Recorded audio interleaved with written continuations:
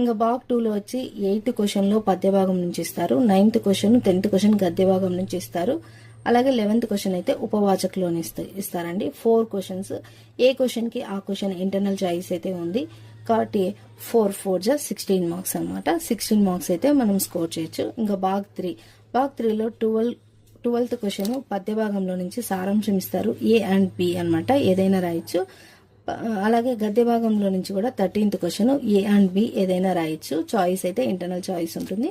తర్వాత బాగ్ 4 ఇది వచ్చి ఒక్కొక్క మార్క్కి 8 మార్క్స్ వస్తుంది, 8 × 2 = 16 అంటే 16 మార్క్స్.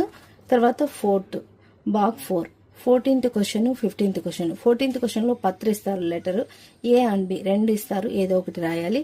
తర్వాత 15th క్వశ్చన్ వచ్చి నిబంధన అనమాట, ABCD అంటే ఆ ఈ ఇస్తారు. ఇక్కడ మనమైతే ఏదో ఒక్కటైతే రాయాల్సి వస్తుంది. దీనికైతే 8 మార్క్స్, దీనికైతే 10 మార్క్స్, టోటల్గా కలిపితే మనము 18 మార్క్స్ అయితే స్కోర్ చేయొచ్చు. ఇంకా తర్వాత 16th నుంచి 30 క్వశ్చన్ భాషకి పోతుంటుంది. ఇక్కడైతే మనము 15 మార్క్స్ అయితే స్కోర్ చేయొచ్చు. టోటల్గా మనకి 100 మార్క్స్ అయితే ఇలా ఉంది, చూసారు కదా.